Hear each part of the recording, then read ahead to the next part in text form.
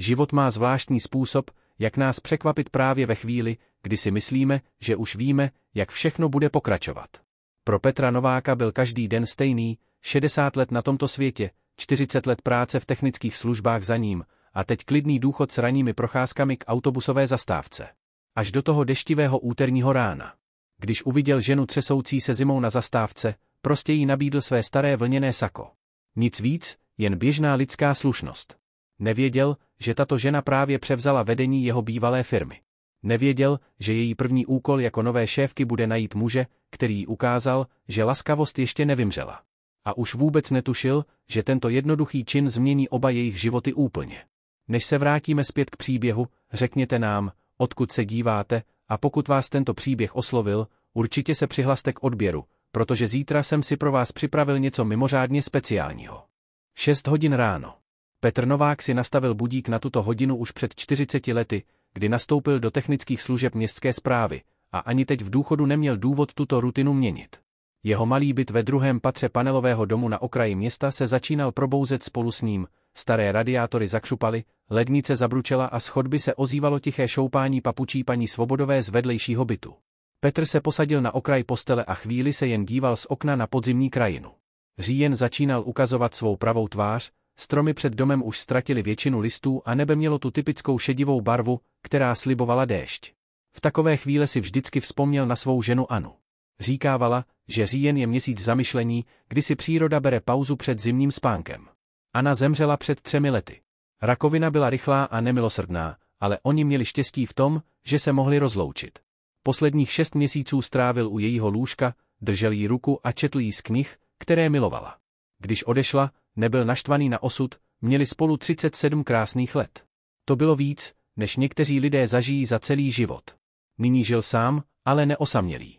Rozdíl mezi těmito 2 stavy poznal až po Anině smrti. Být sám znamenalo mít klid na přemýšlení, na vzpomínky, na pozorování světa kolem sebe. Být osamělý by znamenalo cítit se opuštěný a zapomenutý. Petr se cítil sám, ale neosamělý. Vstal, natáhl si domácí oblečení a zamířil do malé kuchyně. Jeho denní rutina byla jednoduchá a uspokojivá. Nejdříve káva, pak ranní rozhlas, potom oblékání a procházka k autobusové zastávce na druhé straně náměstí. Nemusel nikam jet, ale líbilo se mu pozorovat lidi, jak spěchají do práce, do školy, za svými povinnostmi. Při přípravě kávy si prohlédl fotografie na magnetkách na lednici. Anna při jejich stříbrné svatbě, on sám v montérkách před budovou technických služeb při odchodu do důchodu, jejich společná dovolená u moře před 10 lety. V kožené peněžence, kterou nosil v zadní kapse, měl ještě jednu fotografii, černobílý snímek z jejich svatby v roce 1982. Anna v bílých šatech, on v půjčeném obleku, oba mladí a plní nadějí. Technické služby byly jeho životem po celé desetiletí. Začínal jako běžný dělník, ale díky své pečlivosti a technické chápavosti se postupně propracoval na pozici vedoucího údržby. Znal každou trubku, každý ventil, každý kabel v budovách, které spravoval. Lidé ho respektovali nejen pro jeho znalosti, ale i pro jeho charakter. Nikdy neřval, nikdy neponižoval mladší kolegy. Když někdo udělal chybu, Petr ji tiše opravil a vysvětlil, jak to příště udělat lépe. Poslední roky před důchodem ale nebyly snadné. Přišlo nové vedení, mladí lidé s vysokoškolskými diplomy a moderními nápady, kteří se dívali na staré zaměstnance jako na přežitek. Nebylo to tak, že by s nimi zacházeli špatně, prostě je nepotřebovali. Petr cítil, jak se pomalu stává neviditelným. Jeho rady se ignorovaly, jeho zkušenosti se považovaly za zastaralé. Rozhodnutí odejít do předčasného důchodu nebylo snadné, ale bylo nevyhnutelné. Ve svých 57 letech se cítil být příliš mladý na odpočinek, ale příliš starý na to, aby bojoval s větrnými mlýny. Anna ho v tom rozhodnutí podpořila. Říkala, Petře, vydělal jsi si klid. Máš tolik věcí, které můžeš dělat pro sebe.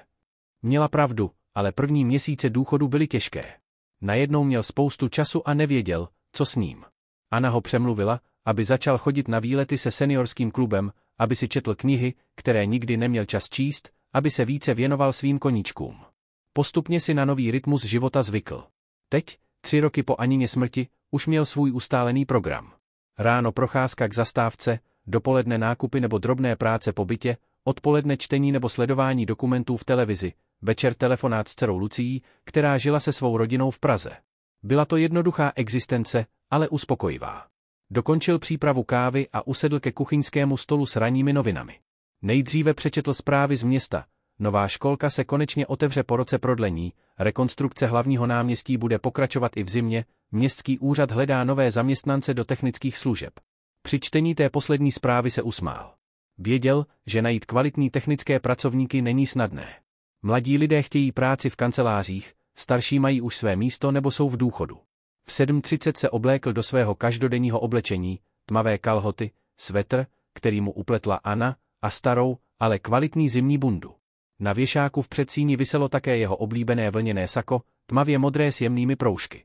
Koupil si ho před 20 lety na radu Anny, která říkala, že i technik by měl mít něco pěkného na důležité příležitosti. Sako bylo už trochu ošoupané, ale pořád teplé a pohodlné. Cestou ke dveřím si vzal klíče a peněženku, zkontroloval, jestli má vypnutý plyn, a vyšel na chodbu. Paní Svobodová právě vynášela odpadky a pozdravila ho svým obvyklým: dobrý den, pane Nováku, jak se daří? Děkuji, paní Svobodová, dobře. A vám? No, víte, jak to je v našem věku. Každý den nad zemí je dárek. Usmáli se na sebe a Petr pokračoval dolů po schodech. Paní Svobodová byla o 5 let starší než on, žila sama už přes 10 let a byla důkazem toho, že stáří nemusí znamenat zatrpklost. Vždycky měla pro každého milé slovo. Venku ho přivítal chladný vzduch a vůně deště. Obloha byla zatažená a vypadalo to, že se každou chvíli protrhne. Petr zrychlil krok směrem k náměstí. Autobusová zastávka byla na jeho obvyklé trase, i když autobus nepotřeboval. Byla to prostě část jeho ranní procházky, místo, kde mohl chvíli postát a pozorovat ranní ruch města. Náměstí už bylo poměrně živé. Obchody otevíraly své dveře, lidé spěchali do práce, děti s batohy na zádech běžely do školy. Petr si někdy říkal, že toto pozorování je jako čtení knihy. Každý člověk, kterého vidí, má svůj příběh, své starosti, své radosti. Ten muž ve tmavém obleku možná řeší důležitou schůzku. Ta žena s nákupní taškou možná vaří oběd pro celou rodinu. To dítě se batohem se možná bojí zítřejší písemky z matematiky. Když došel k zastávce, ještě nepršelo, ale vzduch byl vlhký a chladný. Usedl na lavičku a vytáhl z kapsy noviny, které si nestačil dočíst. Měl před sebou klidné dopoledne a nikam se mu nespěchalo. Tohle byl ten nejvíce pokojný moment jeho dne, ranní chvíle na lavičce, kdy sledoval, jak se město probouzí k životu. Vzpomněl si na Anina slova o říjnu jako o měsíci zamyšlení. Možná měla pravdu. Možná byl podzim čas, kdy se člověk má ohlédnout za tím, co prožil, a promyslet si, co ho ještě čeká. Ve svých 60 letech měl Petr pocit, že jeho nejproduktivnější léta má za sebou, ale zároveň doufal, že před ním ještě může být něco význačného. Nevěděl, že tento pocit se za několik minut ukáže jako proroctví. Bylo 8 hodin 12 minut, když začalo pršet. Nejdříve jen lehce, drobné kapky, které sotva postřehnutelně dopadaly na noviny v Petrových rukou. Pak se však intenzita rychle zvýšila a během několika vteřin se změnil lehký mrholení v pořádný déšť. Petr složil noviny, schoval je do kapsy bundy a rozhlédl se kolem sebe. Zastřešení zastávky poskytovalo určitou ochranu, ale vítr hnal kapky deště i pod střechu. Všiml si, že není sám. Na druhém konci zastávky stála žena, která se zřejmě také uchýlila před deštěm. Byla elegantní, i ve svém zjevném rozrušení. Oblečená v tmavém kabátě drahého střihu, s kůží kabelkou v ruce a vlasy upravenými do dokonalého účesu. Vypadala jako někdo, kdo je zvyklý mít věci pod kontrolou, ale právě teď kontrolu ztratila. Třásla se zimou a neustále pohlížela na hodinky na zápí. Petr odhadl, že jí může být kolem 45 let. Nebyla z tohoto města, alespoň nepůvodně. Měla ten druh upravené elegance, který se vidí spíše ve velkých městech než v malých průmyslových centrech, jako bylo to jejich. Asi čekala na autobus, který ji odveze někam, kde má důležitou schůzku. Déšť se nezastavoval, naopak zesiloval. Žena se pokusila přitisknout k zadní stěně zastávky, ale vítr jí do tváře stále hnul studené kapky. Její kabát vypadal sice draho, ale nebyl určen pro takový počasí. Začínalo být zřejmé, že promokne. Petr váhal jen okamžik. Pak vstal, sundal si svou bundu a pod ní měl oblečené to své staré vlněné sako. Bez jediného slova si jej svlékl a přistoupil k ženě. Promiňte, řekl tiše, aby ji nevylekl. Nejste z tohoto kraje, že? Tento déšť může trvat i hodinu. Vezměte si, prosím. Podával jí sako. Žena na něj překvapeně pohlédla. V jejich očích se směsilo překvapení s něčím, co vypadalo jako nedůvěra. Byla zřejmě zvyklá na to, že cizí muži mají zadní úmysly, když nabízejí pomoc. To není potřeba, řekla opatrně. Autobus snad brzy přijede. Možná ano, možná ne, odpověděl Petr klidně. Ale zatím se třesete zimou. Sako je staré, ale teplé. A já mám bundu. Něco v jeho tónu ji přesvědčilo. Možná to byla jeho přirozená laskavost, možná fakt, že se netvářil jako někdo, kdo očekává něco na oplátku. Opatrně si sako vzala. Děkuji, řekla a oblékla si ho. Sako bylo pro ní velké, ale okamžitě pocítila teplo. Je to velmi milé. Není zač, usmál se Petr. Každý by to udělal. Žena věděla, že to není pravda. Žila ve světě, kde lidé pomáhají jen tehdy, když z toho mají nějaký prospěch. Tento muž ale vypadal, že pomáhá prostě proto, že to považuje za přirozené. Jmenuji se Helena, řekla po chvíli. Petr, odpověděl. Těší mě. Čekáte také na autobus? Ne, jen jsem si vyšel na procházku. Bydlím tady blízko. Helena si ho pozorněji prohlédla. Byl to muž kolem 60 let, s vlasy prošedivělými, ale hustými, s tváří poznamenanou životem, ale laskavou. Jeho oblečení bylo jednoduché, ale čisté a pečlivě udržované. Ruce měl pracovité, zvyklé na fyzickou práci. Vypadal jako někdo, na koho se lze spolehnout. Pracujete zde v městě? Zeptala se, ačkoliv nevěděla proč. Možná proto, že se chtěla o tomto muži dozvědět něco více. Už ne, odpověděl Petr. Jsem v důchodu. Předtím jsem pracoval ve městských technických službách. Aha. Helena neřekla, kam směřuje, ale Petr si všiml jejího pohledu směrem k největší budově v dálce, k sídlu společnosti, která byla největším zaměstnavatelem v regionu. Autobus konečně přijel, o několik minut později, než podle jízdního řádu. Byl to moderní, čistý vůz, který sloužil především pro dopravu lidí do průmyslové zóny za městem. Tak to je můj autobus, řekla Helena a neochotně začala sundavat sako. Nechte si ho, řekl rychle Petr. Venku bude ještě chladněji. Můžete mi ho vrátit někdy jindy. Ale jak vás najdu? Chodím sem každé ráno kolem 8. Pokud budete mít čas a cestu, určitě se setkáme. Helena váhala. Sako bylo skutečně teplé a útulné a věděla, že její cesta nebude krátká. Nakonec se rozhodla. Dobře. Děkuji vám mnohokrát. Jste velmi laskaví. Není zač. Hezký den vám přeji. Helena nastoupila do autobusu a zamávala mu z okna. Petr jí mávání opětoval a díval se, jak autobus mizí v dešti směrem k průmyslové zóně. Zůstal sám pod zastřešením zastávky s bundu na sobě a s podivným pocitem v žaludku. Nebyl to nepříjemný pocit, spíš něco jako slabé vzrušení, pocit, že se právě stalo něco důležitého, i když nevěděl co. Déšť postupně slábl a Petr se rozhodl, že půjde domů. Po cestě přemýšlel o setkání s Helenou. Byla to zajímavá žena, elegantní, ale nepovýšená, opatrná, ale ne nepřátelská. Měla v očích něco, co naznačovalo, že v životě něco řeší, nějaké důležité rozhodnutí nebo problém. Petr nevěděl, že Helena je nová generální ředitelka společnosti Moravské strojírny, kam míří. Nevěděl, že právě nastupuje na pozici, která byla volná už 3 měsíce poté, co její předchůdce odešel kvůli skandálu s neetických praktikami. Nevěděl, že Helena má za úkol firmu reorganizovat, vyčistit její pověst a vrátit jí důvěryhodnost. A Helena nevěděla, že muž, který jí právě daroval teplo svého saka, kdysi pracoval právě pro tu firmu, kam směřuje. Nevěděla, že před 3 lety odešel do předčasného důchodu poté, co se dostal do konfliktu se skupinou lidí, kteří se později ukázali být součástí korupčního skandálu, který firmu téměř zničil. Nevěděla, že jeho odchod byl vlastně gestem integrity, raději odešel, než aby se podílel na něčem, co považoval za nesprávné. Když Petr dorazil domů, sundal si mokrou bundu a uvědomil si, že mu chybí sako. Usmál se. Bylo to staré sako, ale měl k němu vztah. Anna mu ho koupila na jejich výročí a často mu říkala, jak v něm vypadá reprezentativně. Teď ho má cizí žena jménem Helena, kterou možná už nikdy neuvidí. Ale z nějakého důvodu ho to příliš nemrzelo. Naopak, těšil se, že se možná setkají znovu. Bylo na ní něco, co v něm vyvolalo pocit, jakému už dlouho nepodlehl. Pocit, že život možná ještě připravil nějaké překvapení. Zatím nevěděl, jak moc se nemýlí. Helena Svobodová seděla ve své nové kanceláři v nejvyšším patře budovy Moravských strojíren a probírala se dokumenty, které jí předal její asistent. Bylo 14 dní od jejího prvního dne v pozici generální ředitelky a pořád se učila orientovat v komplexních strukturách firmy, kterou měla za úkol obnovit. Na rameni stolu viselo Petrův sako. Nedokázala se ho vzdát, ačkoliv už týden plánovala, že se vrátí na tu autobusovou zastávku a vrátí mu ho. Bylo to podivné, nosila ho do práce každý den.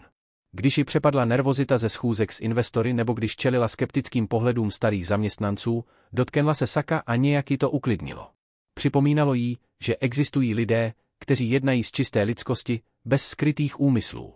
V jejím bývalém světě mezinárodních korporací takoví lidé byli vzácní. Paní ředitelko, ozval se hlas jejího asistenta Tomáše z domofonu. Máte čas?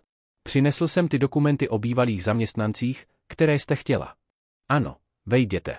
Tomáš Říha byl muž kolem 30 let, který ve firmě pracoval už 8 let a přežil všechny změny vedení. Helena si ho vybrala jako asistenta, protože znal historii firmy a měl pověst člověka, který říká pravdu i za cenu nepříjemností.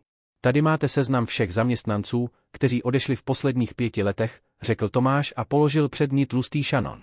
Rozstřídil jsem je podle důvodů odchodu, důchod, výpověď ze strany zaměstnance, výpověď ze strany zaměstnavatele. Helena otevřela šanon a začala listovat. Bylo to deprimující čtení, dlouhý seznam lidí, kteří opustili firmu během turbulentních let. Některá jména jí nic neříkala, jiná už slyšela od současných zaměstnanců zmínit s lítostí. Tomáši, kolik z těchto lidí odešlo kvůli neshodám s bývalým vedením, zeptala se. Tomáš se zamyslel. Těžko říct přesně. Oficiálně většina odešla na vlastní žádost. Ale neoficiálně, hodně z nich mělo problém s tím, jak se věci dělaly. Zvlášť technici a mistři ze starší generace. Helena pokračovala v listování, až narazila na jméno, které ji zastavilo, Petr Novák. Počkejte, řekla a ukázala na záznam. Tento muž, Petr Novák. Co víte o něm? Tomáš se podíval přes její rameno. Aha, pan Novák. Toho si pamatuj. Byl tady věčnost, myslím od 70. let. Začínal jako běžný dělník, ale vypracoval se na vedoucího technické údržby. Odešel do předčasného důchodu před 3 lety. Helena cítila, jak se jí zrychluje tep. Víte, proč odešel? Oficiálně využil možnosti předčasného důchodu. Ale. Tomáš se zastavil. Ale? Měl velký konflikt s bývalým vedením. Pan Kratochvíl, ten předchozí ředitel, chtěl ušetřit na údržbě a pan Novák mu říkal, že to je nebezpečné. Když se pan Novák dozvěděl, že někteří lidé z vedení berou úplatky od dodavatelů nekvalitních materiálů, obrátil se na radu ředitelů. To se bývalému vedení nelíbilo. Helena se naklonila dopředu. Co se stalo potom? Pan Novák začal mít problémy. Jeho návrhy se ignorovaly, jeho tým se postupně rozpouštěl, přidělovali mu stále méně důležité úkoly. Nakonec si vzal předčasný důchod. Říkalo se, že nechtěl být součástí toho, co se tady dělo. A měl pravdu? O těch úplatcích? Jak vidíte, celé bývalé vedení skončilo v korupčním skandálu. Pan Novák byl jeden z mála, kdo to viděl přicházet a nechtěl se toho zúčastnit. Helena se opřela do křesla. Srdce jí bušilo tak silně, že se bála, že to Tomáš uslyší. Muž, který jí bez váhání nabídl své sako, muž, který jí připadal jako zúplaňa čestného člověka, byl bývalý zaměstnanec této firmy. A nejen to, byl člověkem integrity, který raději obětoval svou kariéru, než aby se podílel na něčem nesprávném. Tomáši, máte jeho personální spis? Určitě. Počkejte, přinesu ho.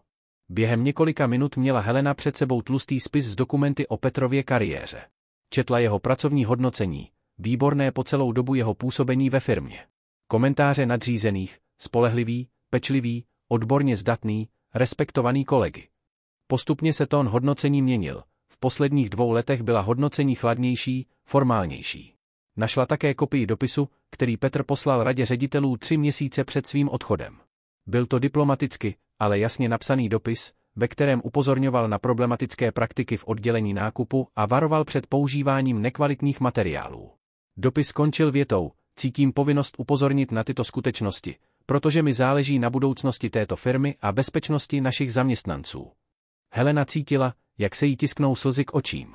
Tohle byl muž, kterého potkala na autobusové zastávce.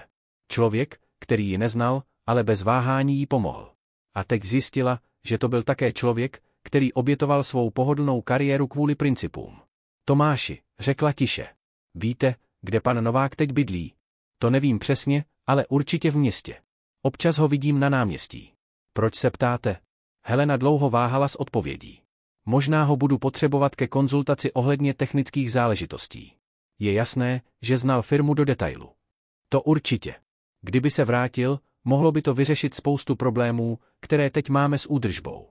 Ti noví technici jsou dobří, ale nemají jeho zkušenosti. Po Tomášově odchodu zůstala Helena sama se svými myšlenkami. Vzala do rukou Petrovo sako a přivonila k němu. Stále cítila tu jemnou vůni, kombinaci pracího prášku, mírného parfému a něčeho, co mohla nazvat jako vůni poctivé práce. Uvědomila si, že její touha najít Petra a vrátit mu sako není jen otázkou slušnosti. Chtěla se s ním setkat znovu, chtěla mu poděkovat nejen za sako, ale za to, že jí ukázal, že poctivost ještě nevymřela.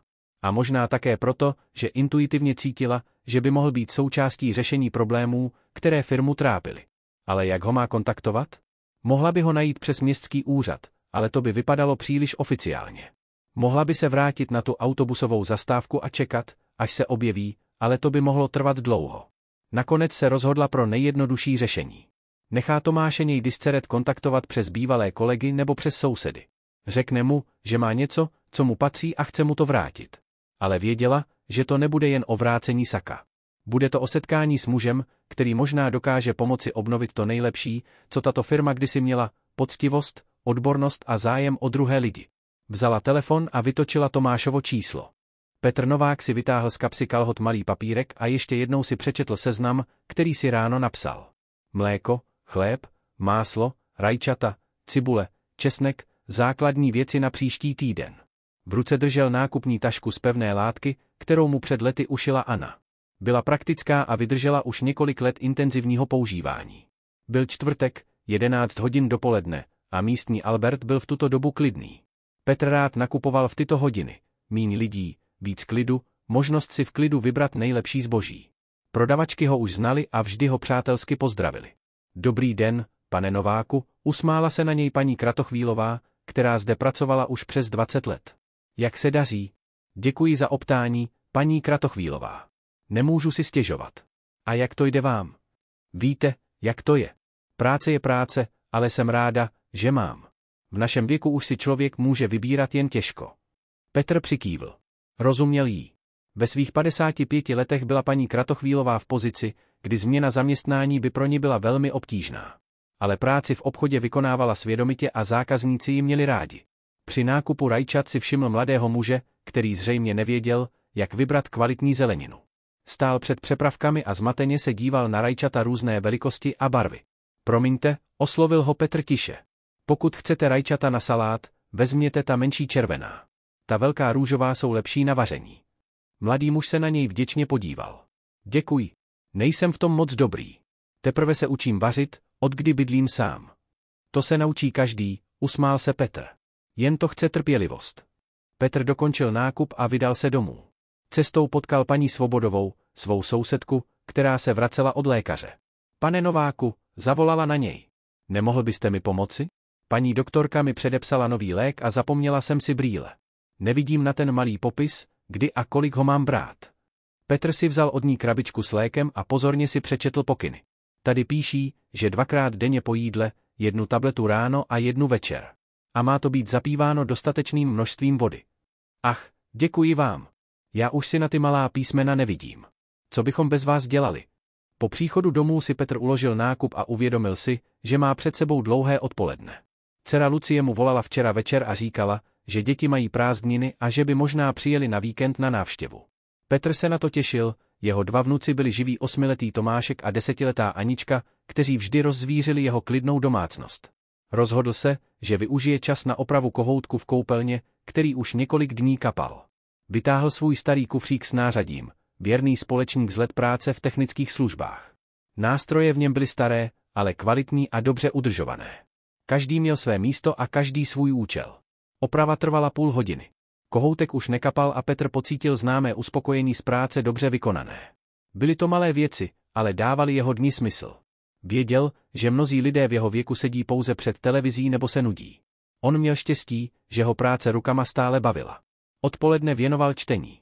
V městské knihovně si půjčil biografii Tomáše Bati, kterou mu doporučila knihovnice paní Novotná. Zajímalo ho, jak tento podnikatel dokázal vybudovat ve 20. letech minulého století tak úspěšnou firmu právě tady na Moravě.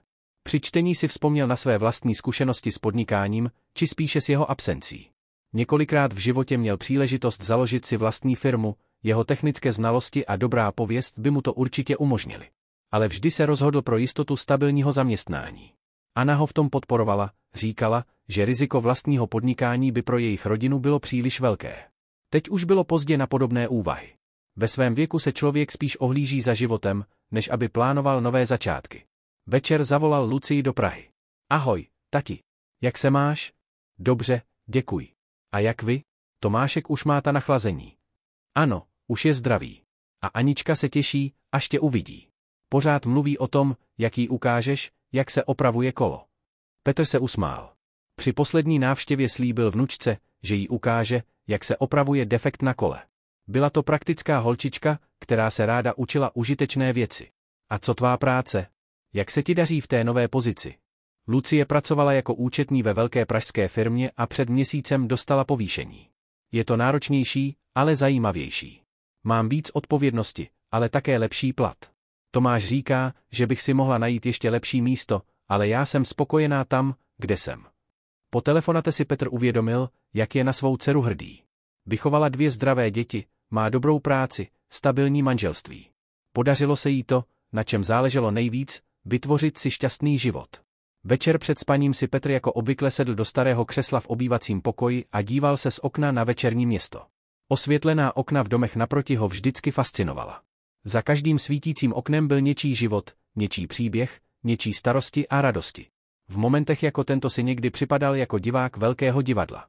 Jeho vlastní příběh se zdál být už většinou napsaný, šťastné manželství, úspěšné vychování dcery, čestná práce, klidný důchod. Nebylo to špatné shrnutí života. Anna mu často říkávala, že ne každý má takové štěstí jako oni. Ale občas, v tichých večerních chvílích jako je tato, cítil něco jako nedokončenost. Jakoby někde hluboko v sobě věděl, že jeho příběh ještě není u konce. Jakoby na něj někde čekalo ještě něco důležitého. Nevěděl, že v tu samou chvíli se jiná žena jménem Helena také dívá z okna své kanceláře na večerní město a přemýšlí o muži, který jí nabídl své sako.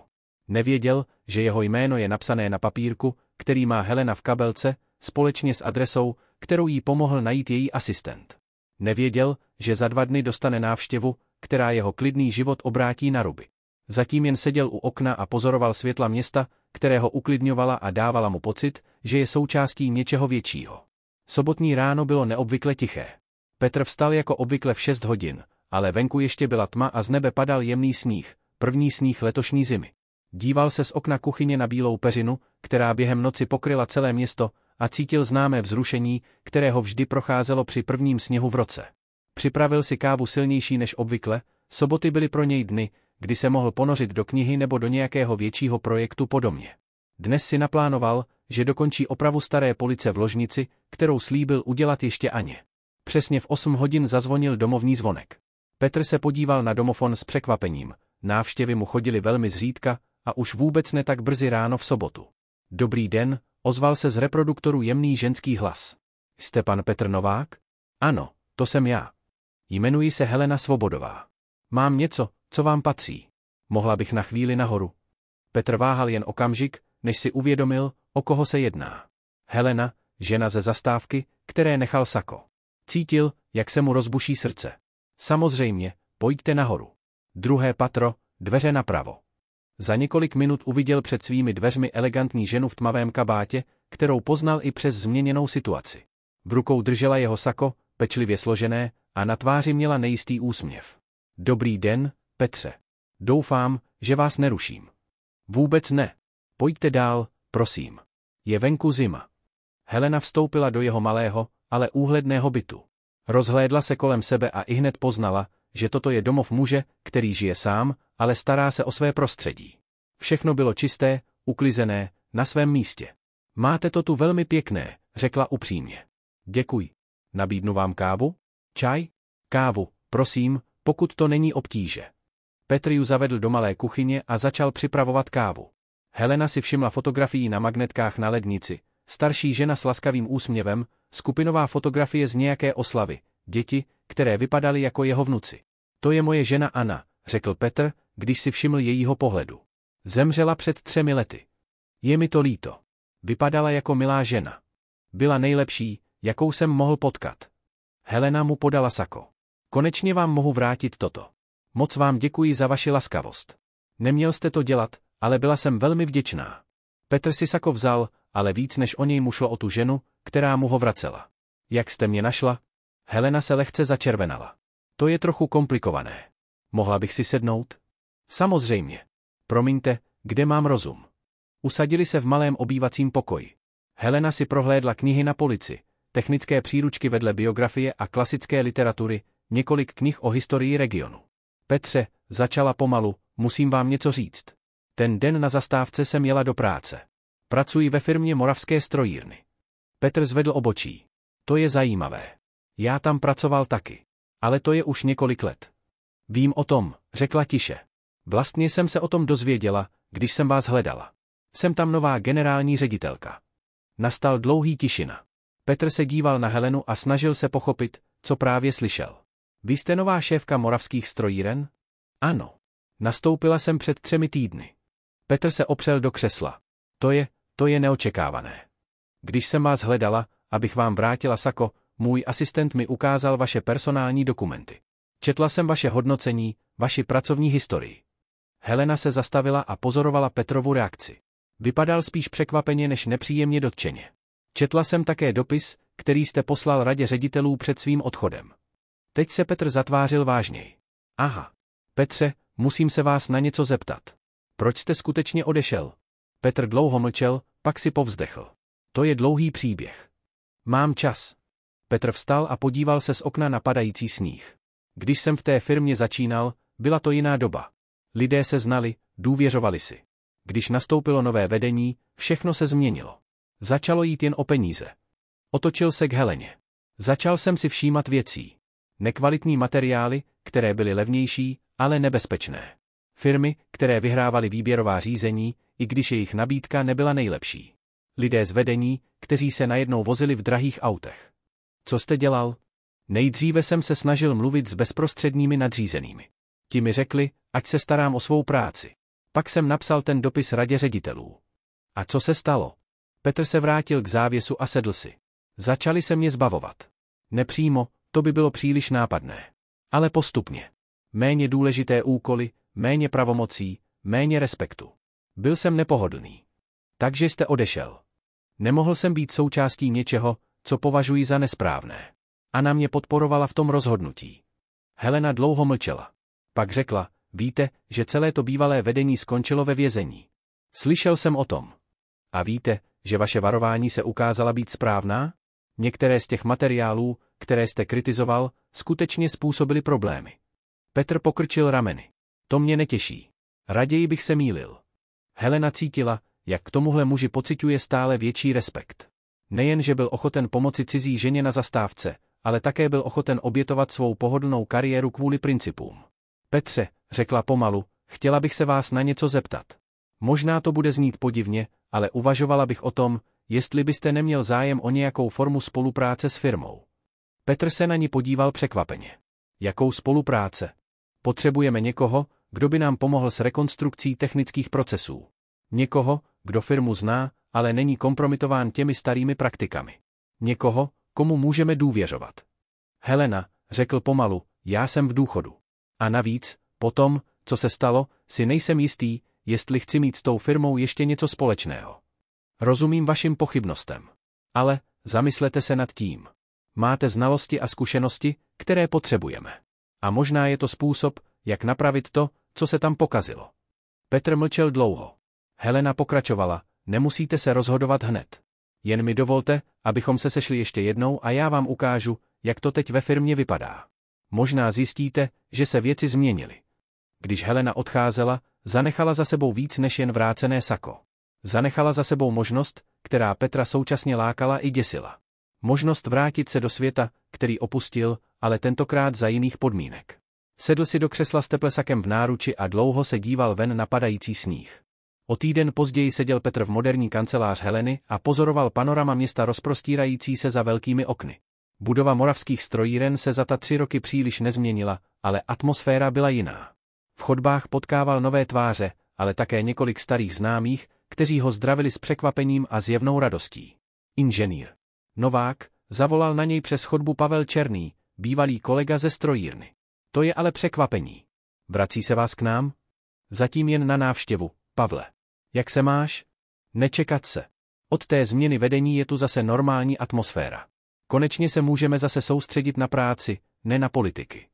Helena je pozorovala z okna své kanceláře a cítila, jak moc Petr v této firmě chybí. Způsob, jakým s ním lidé mluvili, s respektem, ale také s přátelskou důvěrností, naznačoval, že byl více než jen dobrý technik. Byl někdo, komu lidé důvěřovali. Když Petr konečně dorazil do její kanceláře, Helena mu nabídla místo u jednacího stolu, kde už na něj čekaly dokumenty a plány. Děkuji, že jste přišel, začala. Vím, že pro vás to není snadné. To máte pravdu, přiznal Petr. Ale také jsem zvědavý, co se tady za ty roky změnilo. Helena rozložila před ním výkresy a dokumenty. Tohle jsou současné problémy, které řešíme. Technické závady na starých strojích, problémy s údržbou, nekvalitní opravy z minulých let. Petr se sklonil nad výkresy a začal je pozorně studovat. Jeho prsty automaticky sledovaly technické schéma, jako by četl známou knihu. Po několika minutách zvedl hlavu. Tohle je přesně to, před čím jsem varoval, řekl tiše. Vidíte tady? Ukázal na část schématu. Tato část byla vyměněna za levnější variantu, ale nevydrží takové zatížení. A tady, ukázal na jiné místo, je jasně vidět, že se používaly šrouby špatné kvality. Helena se naklonila blíž. Dokážete to opravit? Opravit ano, ale bude to nákladné. Budete muset vyměnit většinu těchto dílů za kvalitní části. A bude to trvat. Peníze nejsou v tuto chvíli hlavní problém. Firma se vzpamatovává a investoři jsou ochotní financovat to, co je potřeba. Hlavní je najít někdo, kdo to udělá správně. Petr pokračoval v prohlížení dokumentů. Čím víc se do nich ponořoval, tím víc ho práce bavila. Bylo to jako skládání puzzle, viděl problémy, ale také viděl řešení. Helena, řekl po chvíli, mohl bych se podívat na ty stroje přímo? Jen podle papírů nejde všechno odhadnout. Samozřejmě. Můžeme jít hned. Sestoupili do výrobní haly, kde se nacházelo srdce firmy, obrovské stroje, které Helena viděla poprvé na vlastní oči. Hluk byl intenzivní, vzduch plný vůně oleje a kovu. Dělníci v montérkách se pohybovali kolem strojů s rutinou lidí, kteří svou práci dokonale znají. Petr se proměnil. Jeho kroky byly jistější, pohyby přesnější. Běžel rukama po kovových plochách, naslouchal zvukům strojů, čenichal k různým místům. Tohle je problém, ukázal na jeden ze strojů. Slyšíte ten zvuk? Ložisko se rozpadá. Za týden nebo dva se to úplně zablokuje. Naší technici říkali, že stroj funguje normálně. Protože ho neznají tak dobře. To se naučíte jen po letech práce s ním. Přistoupil k jinému stroji a pozorně si prohlédl elektroniku. A tohle je ještě horší. Vidíte tady ty kabely? Jsou přehřáté. Někdo je špatně zapojil. To je vážné nebezpečí požáru. Helena cítila, jak se jí svírá žaludek. Jak dlouho to takhle může fungovat? Těžko říct. Možná měsíc, možná přát týden. Možná se to stane dnes večer. Na konci prohlídky měl Petr v ruce malý zápisník plný poznámek. Helena počítala, identifikoval 17 konkrétních problémů, od drobných až po vážné. Vrátili se do kanceláře a Petr začal vysvětlovat jednotlivé problémy. Helena byla ohromená přesností jeho pozorování i jasností jeho návrhů řešení. Kolik by to všechno stálo? Zeptala se. Petr se zamyslel. Pokud se to udělá správně a použijí se kvalitní materiály, řekl bych kolem 2 milionů korun. Ale pokud se to neudělá, za rok budete potřebovat zcela nové stroje, a to bude stát 20krát víc. A kdo by to měl na starosti? To je problém. Váš současný vedoucí údržby je dobrý člověk, ale nemá zkušenosti s tak rozsáhlou rekonstrukcí. Potřeboval by někoho zkušenějšího jako poradce. Helena se zadívala z okna na město. Petře, co kdybych vám nabídla, abyste se vrátil? Ne jako zaměstnanec, ale jako externí poradce. Měl byste volné ruce, slušný plat a možnost udělat věci tak, jak by měly být. Petr dlouho mlčel. Pak vytáhl ze zásnějku malý předmět, starý klíč. Tohle je klíč od mojí původní dílny. Nosím ho pořád u sebe. Nevím proč. Podal jej Heleně. Klíč byl malý, mosazný, opotřebovaný po letech používání. Možná je to znamení, řekla Helena tiše. Možná, přikývl Petr. Ale musíte pochopit, já neodešel jen kvůli penězům nebo kariéře. Odešel jsem kvůli principům. Pokud bych se vrátil, muselo by to být za podmínek, které by garantovaly, že se ta situace nebude opakovat. Jaké podmínky? Chci mít možnost říct svůj názor na všechno, co se týče technických záležitostí. Chci, aby se moje doporučení brala vážně. A chci záruky, že se bude používat kvalitní materiál, i když bude dražší. Helena se usmála.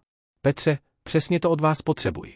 Někoho, kdo mi bude říkat pravdu, i když se to nebude líbit. Někoho, komu záleží na kvalitě víc než na zisku. Musím si to promyslet. A musím se poradit s rodinou. Rozumím. Kolik času potřebujete? Týden? Samozřejmě. Když se Petr chystal k odchodu, Helena mu řekla, víte, co mě na tom našem setkání na zastávce nejvíc překvapilo? Ne? To, že jste mi pomohl, aniž byste věděl, kdo jsem. Aniž byste očekával něco na oplátku. Ve světě, který znám, takoví lidé jsou vzácní. Petr se usmál. Anna vždycky říkávala, že pomáhat druhým je nejjednodušší způsob, jak dát smysl vlastnímu životu. Byla moudrá žena. Nejmoudřejší, jakou jsem poznal. Když Petr odcházel, v kapse měl klíč, který Helena mu vrátila. Ale věděl, že to už není jen kousek mosazy. Byl to symbol možnost vrátit se do světa, který opustil, a tentokrát se pokusit udělat věci jinak. V úterý večer zavolal Petr své dceři Lucii do Prahy. Potřeboval si s někým promluvit o Helenině nabídce, a Lucie byla jediný člověk, kterému důvěřoval natolik, aby s ním řešil tak důležité rozhodnutí. Ahoj, tati. To je překvapení, voláš 2 dny po sobě. Ahoj, Lucio. Potřeboval bych se s tebou poradit o něčem důležitém. Stalo se něco? Petr jí vyprávěl o setkání s Helenou, o návštěvě ve firmě a o nabídce spolupráce. Lucie ho poslouchala pozorně a občas se ptala na detaily. Tati, řekla nakonec, zní to jako skvělá příležitost. Ale hlavní otázka je, chceš to? To je právě ten problém. Část mě se na to těší. Když jsem viděl ty technické problémy, měl jsem pocit, že bych mohl pomoci. Ale jiná část se bojí. Čeho? Že se tam vrátím a zjistím, že už na to nejsem dostatečně mladý nebo schopný. Že těch 3 roky něco změnili. Lucie se chvíli zamyslela. Tati, pamatuješ si, co jsi mi říkal, když jsem měla strach z toho povýšení? Ne? Říkal jsi mi, že největší chyba není udělat špatné rozhodnutí, ale vůbec se nerozhodnout ze strachu. Že člověk nikdy nezjistí, co dokáže, pokud to neskusí. Petr se usmál. Lucie měla pravdu, to byly přesně jeho slova. Možná máš pravdu. Ale je tu ještě jedna věc. Ta žena, Helena. Co s ní? Je zajímavá. Inteligentní, upřímná. A myslím, že cítím k ní víc než jen profesionální zájem. Nastalo dlouhé ticho. Pak Lucie řekla, tati, to je nádherné. Opravdu si to myslíš? Samozřejmě. Máma by chtěla, abys byl šťastný. A pokud si našel někoho, kdo tě zajímá, je to dar. Po rozhovoru s Lucií se Petr cítil lépe. Následující den zavolal Heleně. Helena? Tady Petr. Rozhodl jsem se. Chci tu nabídku přijmout. To je skvělé. Kdy můžeme začít? Kdykoliv. Co takhle zítra? Můžeme si projít detaily smlouvy a pak bychom mohli začít s plánováním rekonstrukce. Ve středu ráno seděl Petr znovu v Helenině kanceláři, tentokrát s podepsanou smlouvou o poradenské spolupráci na stole mezi nimi. Cítil směs vzrušení a nervozity, po 3 letech se vracel do profesního světa. První věc, kterou bych rád udělal, řekl, je detailní audit všech strojů a systémů. Potřeboval bych k tomu asistenta, někoho mladého, šikovného, ale také ochotného učit se. Mám na mysli ideálního kandidáta, usmála se Helena. Tomáš Říha, můj asistent. Je velmi schopný a má technické vzdělání. Myslím, že by pro vás mohl pracovat částečně. To zní dobře. A budeme potřebovat také přístup ke všem dokumentům o údržbě za posledních 5 let. Helena zavolala Tomáše a představila ho Petrovi. Mladý muž vypadal trochu nervózně při setkání s legendárním bývalým vedoucím údržby, o kterém slyšel tolik příběhů. Pane Nováku, řekl Tomáš, je mi ctí s vámi pracovat. Všichni staří zaměstnanci o vás mluví s velkým respektem. Jen mi říkejte Petře, usmál se Petr.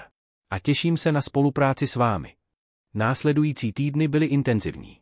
Petr a Tomáš systematicky procházeli firmou, dokumentovali problémy, analyzovali příčiny a navrhovali řešení. Petr byl překvapen, jak rychle si vzpomněl na všechny detaily a jak přirozeně se vrátil do svých starých návyků.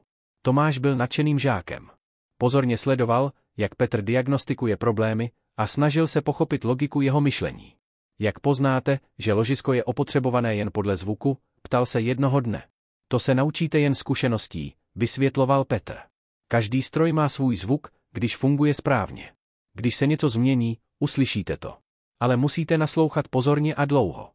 Po měsíci práce měli připravenou komplexní zprávu o stavu firmy. Helena si ji přečetla s rostoucím znepokojením. Problémy byly vážnější, než očekávala. Petře, řekla po přečtení zprávy, Tohle je víc než jen údržba. Tohle je kompletní rekonstrukce. Bohužel ano. Ty roky zaošálení se projevily. Ale pokud to uděláme správně, firma bude fungovat lépe než kdykoliv předtím. Kolik to bude stát? Víc, než jsme odhadovali. Kolem 4 milionů. Ale alternativa je horší. Za 2 roky budete muset koupit nové stroje za 20 milionů. Helena se zamyslela. Budu muset přesvědčit představenstvo. To nebude jednoduché. Mohu vám s tím pomoci. Připravím prezentaci, která ukáže přesně, proč je to nutné. O týden později stál Petr před představenstvem Moravských strojíren a prezentoval svá zjištění. Bylo to poprvé po 3 letech, co mluvil před tak důležitou skupinou lidí a cítil lehkou nervozitu. Pánové, začal, firma je v kritickém stavu. Ale není to nevratné. Pokud investujeme do správných oprav nyní, můžeme nejen zachránit současnou výrobu, ale také ji zlepšit. Pomocí grafů a fotografií ukázal rozsah problémů.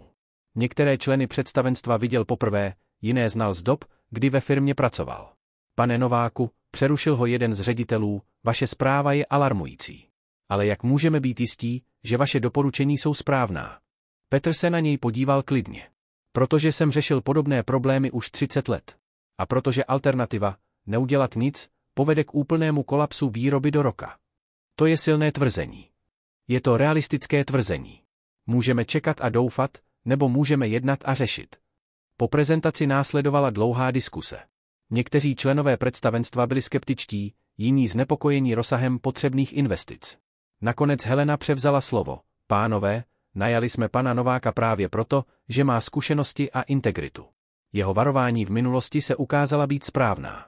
Navrhuji, abychom jeho doporučení vzali vážně. Hlasování bylo těsné, ale návrh prošel. Firma bude investovat do kompletní rekonstrukce technického vybavení. Po skončení schůze si Helena a Petr sedli do malé kavárny nedaleko firmy. Děkuji za prezentaci, řekla Helena. Byla přesvědčivá.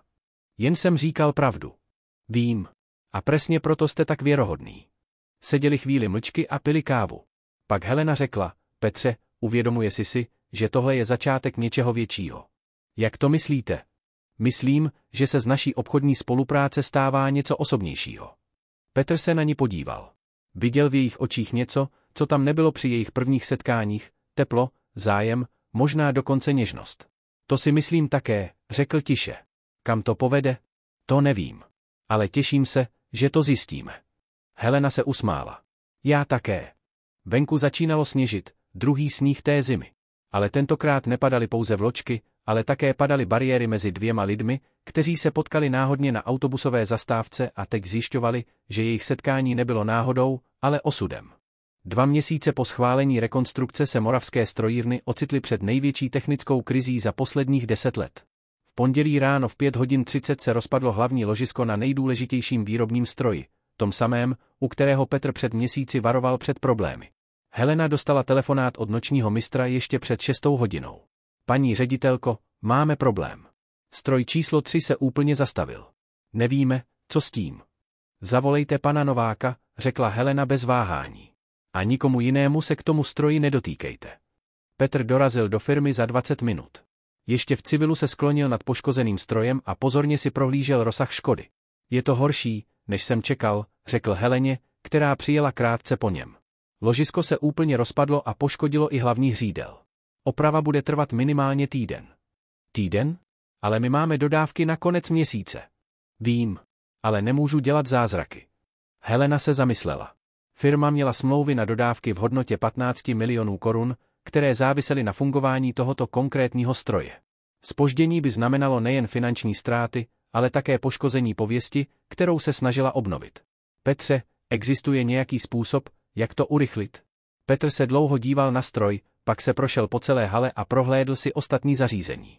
Konečně se vrátil k Heleně. Možná existuje řešení. Ale bude to vyžadovat práci ve dne v noci a pomoc lidí, kteří mi důvěřují. Jakých lidí? Starých zaměstnanců, kteří znají stroje stejně dobře jako já. Můžeme demontovat funkční díly z jiných strojů, provizorně je namontovat a udělat krátkodobé řešení. Ale všichni budou muset pracovat jako tým. Helena se podívala po hale, kde se mezitím sešli zaměstnanci denní směny. Jejich tváře vyjadřovaly směs znepokojení a zvědavosti. Co potřebujete? Volné ruce a podporu. Některé věci, které budu chtít udělat, budou vypadat neortodoxně. Ale fungovat budou. Helena se rozhodla. Máte to. Petr, dodala tiše, počítám s vámi. Následovalo 5 nejtěžších dní v Petrově profesní kariéře. Vytvořil tým 8 nejzkušenějších techniků a mechanik, lidí, které znal z dřívějších let a kteří mu stále důvěřovali. Pánové, řekl jim při první poradě, máme před sebou těžký úkol. Musíme opravit stroj, který normálně opravujete měsíc, za 5 dní. Bude to znamenat dlouhé hodiny, tvrdou práci a občas i improvizaci. Pavel Černý, jeho bývalý kolega, se usmál. Petře, konečně zase řešíme něco zajímavého. Co potřebuješ? Petr rozložil na stůl svoje technické výkresy, důkladně připravené plány, které kombinovaly tradiční řešení s kreativními inovacemi. První věc, demontujeme ložisko ze starého stroje v druhé hale. Není to ideální řešení, ale vydrží to alespoň měsíc. Druhá věc, budeme muset ručně vyrobit náhradní hřídel. To znamená práci se soustruhom každou volnou hodinu. Jan Svoboda, nejmladší člen týmu, zvedl ruku. To jsou velké kusy na ruční zpracování. Vím, ale máme 3 soustruhy a 8 párů rukou. Když budeme pracovat v směnách, zvládneme to. To, co následovalo, bylo něco mezi technickým zázrakem a totálním chaosem. Muži pracovali od 6 ráno do 10 večer, vyměňovali se u strojů, jedli rychlé svačiny přímo v hale. Helena trávila většinu času pozorováním jejich práce. Byla ohromená nejen jejich odborností, ale také týmovým duchem. Petr byl přirozený vůdce, nikdy neřval, nikdy nikoho neponižoval, ale všichni věděli, že on nese odpovědnost. Tomáš Říha, který se stal Petrovým stálým asistentem, se učil rychleji, než kdy předtím. Pan Petr, řekl jednoho večera, jak můžete být tak klidný, když je všechno tak chaotické. Protože chaos je jen na povrchu, vysvětloval mu Petr při práci u soustru HU. Pod tím je plán. A když máš plán, můžeš se soustředit na to, co je skutečně důležité. Třetí den nastaly první vážné komplikace. Nové ložisko nesedělo presně a bylo potřeba upravit celou kostru stroje. To je problém, řekl Pavel Černý při večerní poradě. Budeme muset svařovat přímo na stroji. To je rizikové. Jak rizikové? Zeptala se Helena. Pokud se něco pokazí při svařování, můžeme poškodit celý stroj. Pak by oprava trvala měsíce, vysvětloval Petr. Helena cítila, jak se jí svírá žaludek. Jaká je alternativa? Objednat novou kostru a čekat 6 týdnů. To není alternativa. Petr se zamyslel. Existuje ještě jedna možnost. Můžeme svařit kostru ručně, ale bude to vyžadovat našeho nejlepšího svářeče a práci ve dne v noci. Kdo je váš nejlepší svářeče? Jindřich Novotný. Ale je v důchodu už 2 roky. Myslíte, že by přišel? To nevím. Ale můžu se ho zeptat. Jindřich Novotný byl 60letý muž s rukama poznacenými 40 lety svařování. Když mu Petr zavolal, váhal jen chvíli. Petře, slyšel jsem, že děláš zázraky tam nahoře. Potřebuješ pomoc? Potřebuju nejlepšího svářeče, jakého znám. Jsem tam za hodinu. S příchodem Jindřicha se atmosféra v týmu ještě více zlepšila. Byl to mistr svého řemesla a jeho klidná jistota byla nakažlivá. Pane Novotný, řekla mu Helena při jejich prvním setkání, děkuji, že jste přišel. Paní ředitelko, když Petr Novák říká, že něco potřebuje, není co řešit. Tohle je muž, který nikdy nepožádá o pomoc zbytečně. 4. den přinesl další krizi. Při testování provizorně opraveného stroje se ukázalo, že vibrace jsou příliš silné. Stroj funguje, ale dlouho to nevydrží, diagnostikoval Petr po hodině pozorování. Co to znamená? Zeptala se Helena. Že můžeme dokončit současnou zakázku, ale pak budeme potřebovat celkovou rekonstrukci. Helena se rozhodla rychle. Uděláme to. Dokončíme zakázku a pak provedeme tu rekonstrukci, kterou jste navrhoval. 5. den byl test trpělivosti všech zúčastněných. Stroj byl technicky funkční, ale každý zvuk, každá vibrace byly podezřelé. Petr trávil celý den u stroje, naslouchal každému zvuku a kontroloval každý šroub. Helena ho pozorovala a uvědomovala si, s jakou intenzitou se věnuje práci. Nejste unavený? Zeptala se ho večer. Jsem vyčerpaný, přiznal. Ale také jsem cítil se více naživu než za posledních 3 roky. Proč? Protože dělám něco, co má smysl. Pomáhám zachránit firmu a zachraňuji práci pro 50 rodin. V pátek večer se stroj oficiálně spustil. Fungoval. Nebyl perfektní, ale fungoval dostatečně dobře na to, aby firma mohla splnit své závazky. Když poslední dělník odešel domů, zůstali v hale jen Helena a Petr. Seděli na lavičce u okna a díval se na stroj, který během 5 dní zachránili. Dokázali jsme to, řekla tiše Helena. Dokázal to tým, opravil jí Petr. Já jsem jen koordinoval. Helena se na něj podívala. Víte, co vidím, když se na vás dívám? Ne? Vidím muže, který dokáže lidi inspirovat k tomu, aby podali více, než považovali za možné. To není jen technická dovednost. To je leadership. Petr se začervenal. Jen jsem dělal svou práci. Ne. Udělal jste mnohem víc. Seděl tam v tichosti, únava po 5 nejtěžších dnech posledních let je dobře cítil, ale také něco jiného, uspokojení z práce dobře vykonané a radost ze sdílené úspěchu se ženou, kterou začínal milovat. O měsíc později stál Petr před reprezentačním sálem hotelu Zlatá hvězda a upravoval si kravatu. Po 3 letech se znovu chystal prezentovat před investory a partnery firmy, tentokrát s kompletním návrhem na modernizaci moravských strojíren. Helena stála vedle něj a také byla nervózní. Petře, jste si jistý, že to zvládnete? Není cesty zpět, odpověděl klidně. Buď nás přesvědčíme, nebo firma bude mít vážné problémy. V sále se sešlo 50 lidí, členové představenstva, potenciální investoři, zástupci bank a několik novinářů. Byla to největší akce tohoto druhu, jakou firma za posledních 5 let pořádala. Petr rozložil na řečnický pult své prezentační materiály, důkladně připravené grafy, fotografie a technické schéma, na kterých pracoval celé týdny. Každé číslo, každý graf představoval hodiny práce a analýzy. Dámy a pánové, začal, dnes vám představím plán, který může zachránit nejen moravské strojírny, ale také je posunout na úroveň nejmodernějších firem v Evropě. První diapozitiv ukázal současný stav firmy, technické problémy, náklady na údržbu, ztráty způsobené výpadky. Bylo to bolestné čtení. Tohle je realita, kterou jsme zdědili, pokračoval Petr. Ale není to nevratná situace. Další série diapozitivů ukázala jeho návrh řešení. Kombinace modernizace stávajících strojů s nákupem nového vybavení, reorganizace výrobních procesů, školení zaměstnanců. Investice bude vysoká, 8 milionů korun během 2 let. Ale návratnost bude ještě vyšší. V sále nastalo mírné zašuměl. Částka byla vyšší, než většina přítomných očekávala. Inženýr Kratochvíl, představitel největší investorské skupiny, zvedl ruku.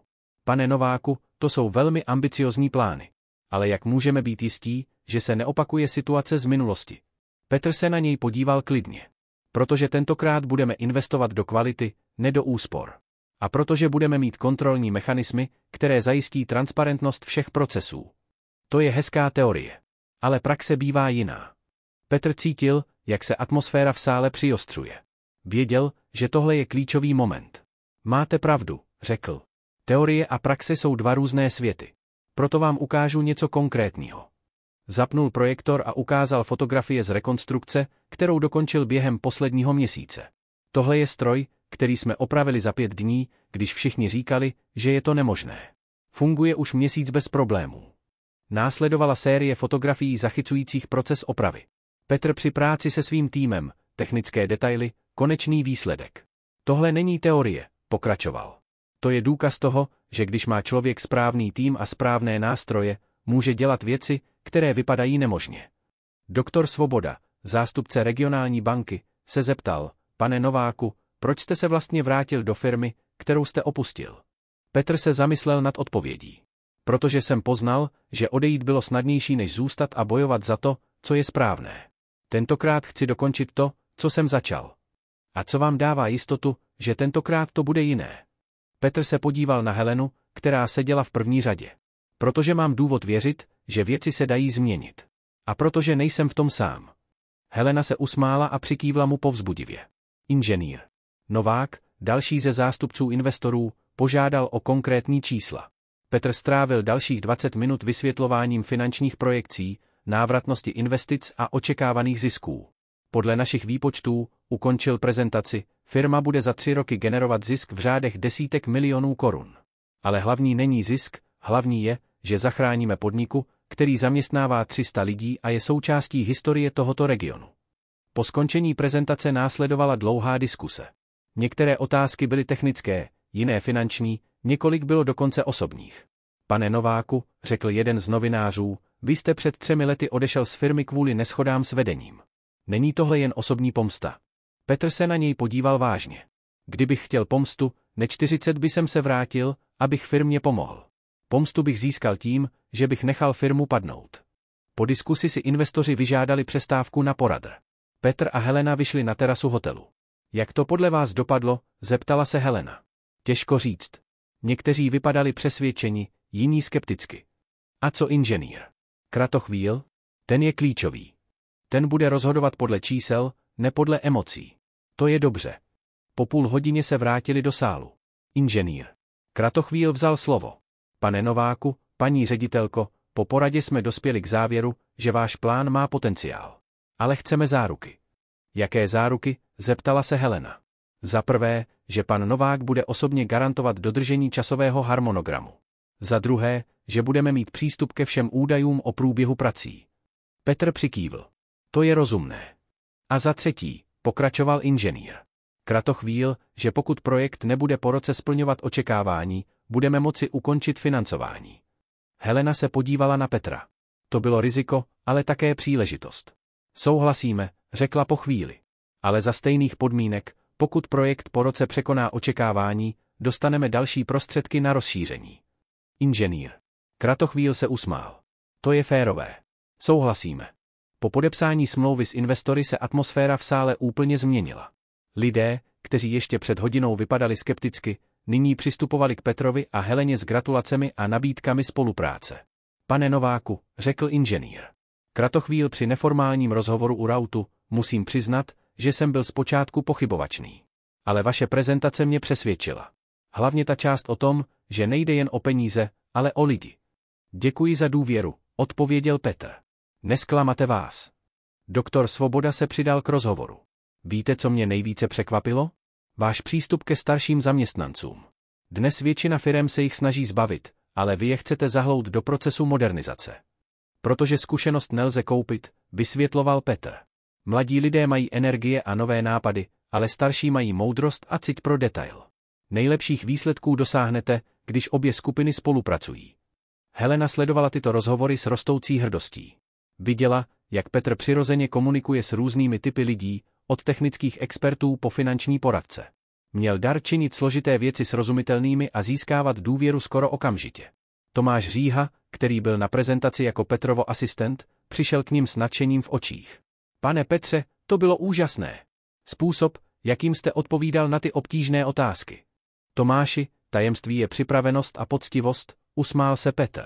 Když víte, o čem mluvíte, a říkáte pravdu, většinou lidé to poznají.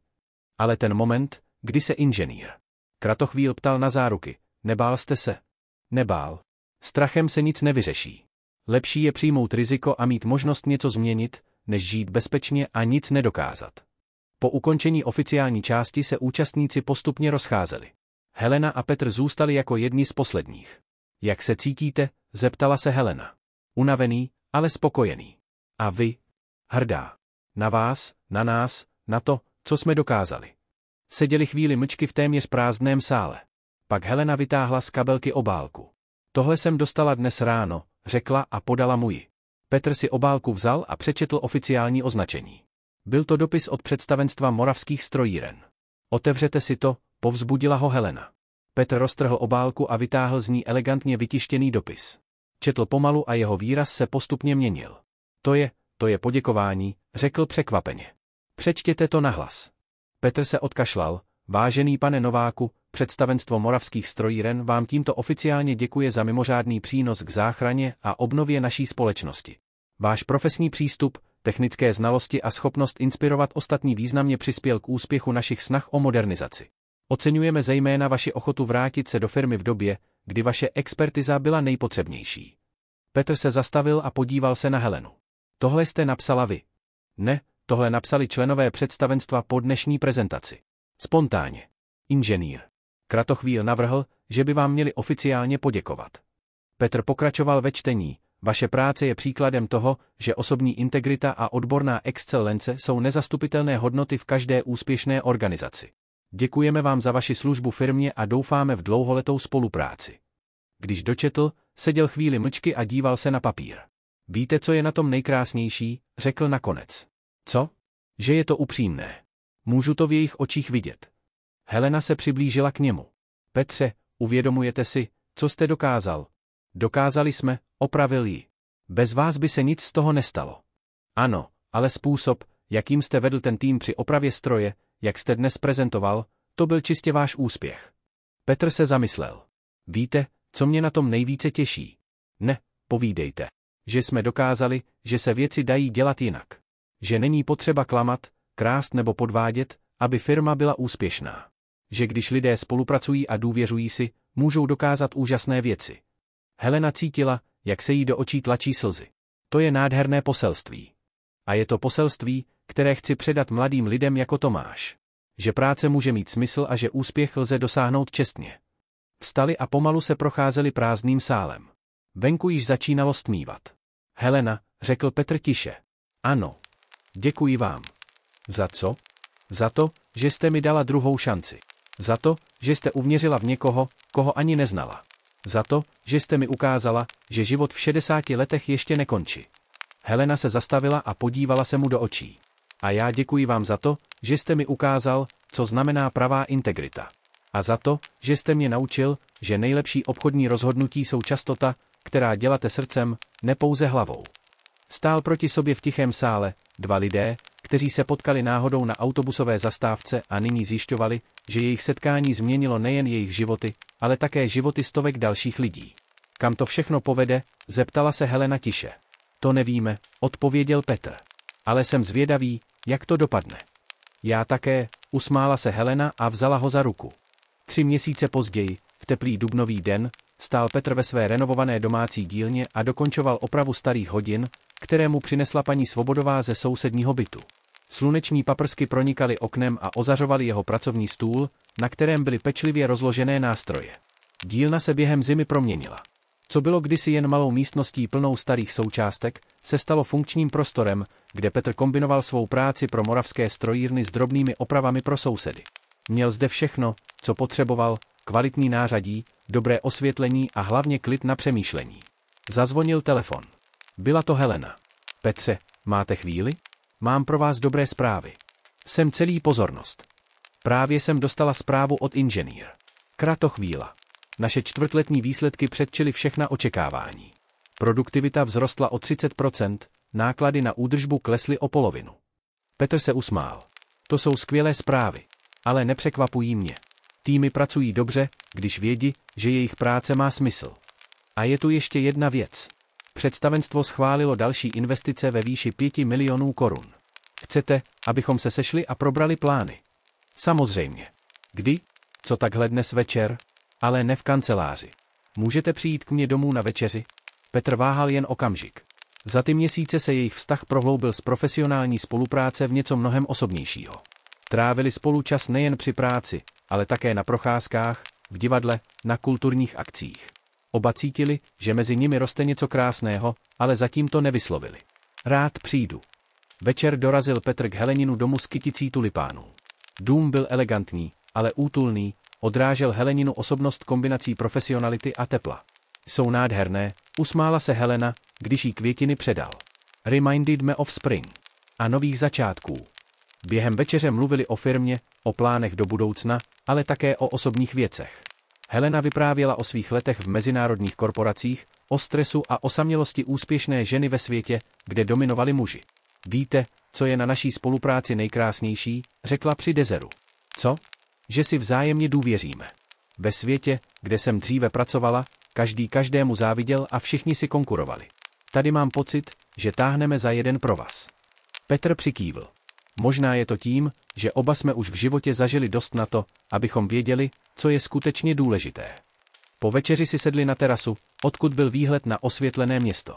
Helena přinesla kávu a usadila se vedle Petra na lavičce.